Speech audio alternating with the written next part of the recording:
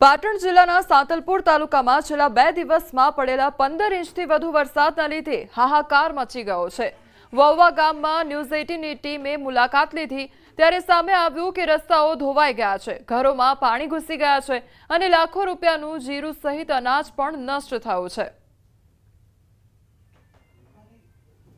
તો પાટણના રાધનપુરમાં સતત વરસાદ ખાબક્યો તેમજ અલગ અલગ વિસ્તારોમાં પણ વરસાદી માહોલ જામ્યો, તેના કારણે જે ખેડૂતોનો પાક છે તે નિષ્ફળ ગયો છે। તો 15 ઇંચ વરસાદ ખાબક્યો, જેના કારણે ચારે બાજુ તબાહી જ તબાહી સર્જાઈ છે, જેના કારણે સ્થાનિકો તેમજ ખેડૂતોને પારાવાર નુકસાની વેઠવાનો વારો આવ્યો છે।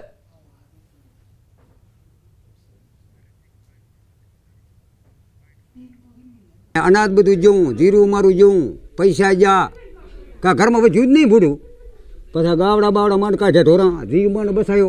ક્યાં સુધી પાણી ભરાયું? પાણી આ 6 ફૂટ અહીંયા, તો કોઈ સામેથી નતા આવી હંગે એમ, પછી છોકરા ઢેહડીને માંડ નીકળ્યા બારા, ઘર તો કીધું જ્યાં ઘરે જીવ બસાવો, પછી કોઈ આવ્યા નહીં। આ સરપંચ બચારા અહીંયા ફસાઈ ગયા, સરપંચ શું કરે? ગવણી પડી અમે બસાય એટલું સારું કે પછી જ્યાં ઓડો માથે પડ્યો કહો એ તો નીકળી જાય એટલું લાગ્યું, ભાગ્યું તો થોડું લાગ્યું પણ નીકળી ગયા, બધું ઘરમાં જ રહી ગયું, બધું ઘરમાં રહી ગયું, બધું હરાય બધું ખાવા પીવા પાણી લુગડે શીખા એક તારી મનશે। છોકરાનું કોઈ ધણી નહોતું, અમારું કોઈ ધણી નહોતું, નીકળવાનો સંભવ હતો નહીં, કંઈ અમે લેવા રહ્યો જ નહીં। પણ આમ જાય તો આટલે પાણી, આમ જાય તો પાણી છે, ગામની ચારકો પાણી ફરી વર્યું, સમાજ નીકળા એમ હતું નહીં, ચડાવવાનું બધું પલળીને કટા ખાવાનું, અનાજ લુગડા કપડા કોઈ રહ્યું નહીં। હવે સરકાર કરે થાય, આમાં તો રૂપિયા નહીં, રૂપિયા બધા જા લોકો બહુ પરેશાન છે। ઢોર ઢાંખણ પણ લોકોના તણાઈ ગયા છે, એના કારણે મોટા પ્રમાણમાં વોવા ગામમાં તકલીફ પડી રહી છે। તેના કારણે અમારા સરકાર તરફથી કંઈક અપેક્ષાઓ છે, જો સરકાર વિચારે અને એના માટે કંઈક પગલાં લે એના માટેની અમે અપેક્ષા છે। કેટલા મકાનો અસરગ્રસ્ત બન્યા છે? 150 થી 200 મકાનોનું અસરગ્રસ્ત થયા છે, તેના કારણે જાનહાનિ તો બચી છે પણ ઢોર ઢાંખર લોકોના તણાઈ ગયા છે। જે સર્વે ચાલી રહ્યું છે અત્યારે હાલમાં અમે તો જે વવવા અને પર 2 ગામની અંદર, પરની અંદર પણ લોકો રાત્રિ દરમિયાન જે અંદર ખેતરની અંદર જે હતા એવા 13 લોકોને સવારે રેસ્ક્યુ કરીને અમે બહાર લાવ્યા છીએ અત્યારે। અને હાલમાં સર્વેની અંદર જોઈએ તો સર્વે માટે અમે જે ટીમો બનાવેલી છે એ ટીમો પણ થોડું આ પાણી ઓસરી જશે પછી તરત જ અમે ટીમો દ્વારા ગામની અંદર ઘરોનું સર્વે, મકાન નુકસાનનું સર્વે અને ખેતીવાડીનું જે સર્વે કરવાનું થાય। ગ્રામજનોને 36 કલાક સુધી ભૂખ્યા તરસ્યા પાણી વચ્ચે રહેવું પડ્યું હતું।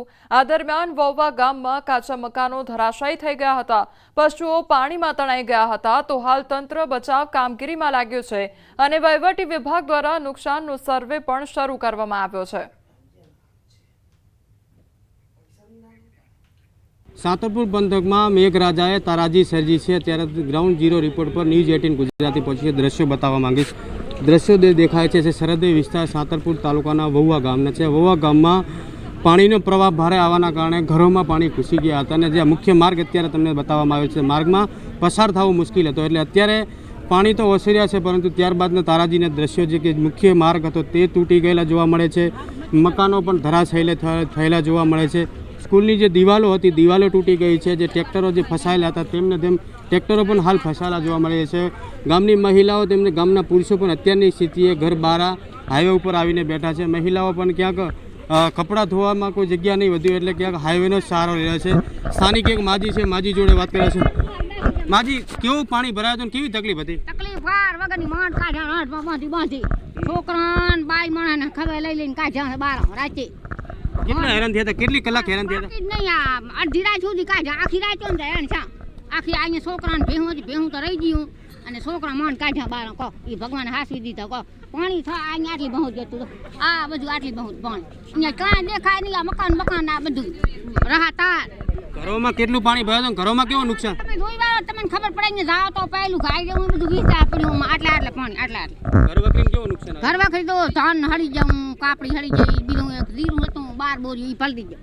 અમારા ગામમાં કાલે કેવી પરિસ્થિતિ હતી તો અમે કોઈને કહી જ નથી શકીએ, એનું કારણ કે અમે કુદરતે જ બચાવ્યા છે। ગામમાં કોઈ બી સાઈડથી આવવાના તમામ રસ્તા બંધ થઈ ગયા। જે હું અત્યારે જે જગ્યાએ ઊભો છું એ જગ્યાએ 20 થી 25 ફૂટ ઊંચું પાણી, આ મકાનો બધા બુડી ગયા હતા, 20 થી 25 ફૂટ ઊંચું પાણી આવતું હતું। એનડીઆરએફની ટીમ બપોર પછી આવી હતી બરાબર, તો એનડીઆરએફની ટીમને ક્યાંથી આવવાની જગ્યા નથી, અને ખૂબ જ પાણી ભરાઈ ગયું હતું. ગામમાં 40 થી 50% તો મકાન બુડી ગયા હતા અને જે મકાનો પડી પણ ઘણા ગયા છે. બાકી ઘર વખરી બહુ તણાઈ ગઈ છે અને ઘરની અંદર જે માલ પડ્યો હતો એરંડા જીરું એનો ખૂબ બગાડ થયો છે. ગામ લોકો જણાવી રહ્યા છે કે પાણી તો ઓસરી રહ્યા છે, પરંતુ પાણી બાદની જે તારાજીના દ્રશ્યો છે તે હજુ ગામ લોકોને ક્યાંક સતાવી રહ્યા છે.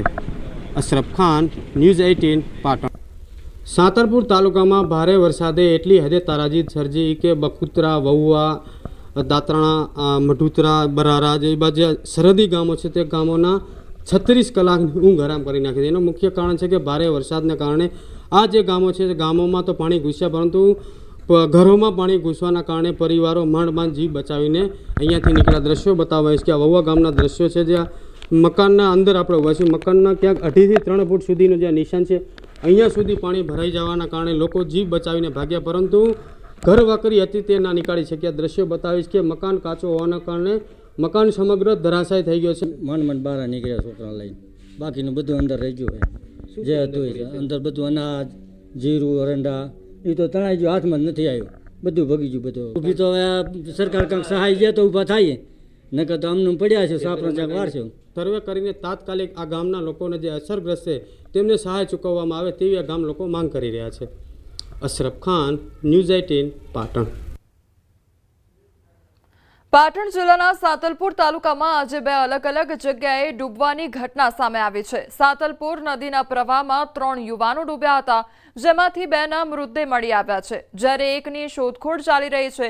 બીજી તરફ નળિયા ગામે 5 થી વધુ યુવાનો તળાવમાં નહાવા જતા ડૂબી ગયા હતા, જેમાં એક યુવકને બચાવી લેવામાં આવ્યો છે, જ્યારે અન્ય યુવકોની શોધખોળ ચાલુ છે. ઘટનાની જાણ થતાં TDO, વારાહી પોલીસ અને સ્થાનિક તંત્ર નળિયા ગામ પહોંચ્યું છે.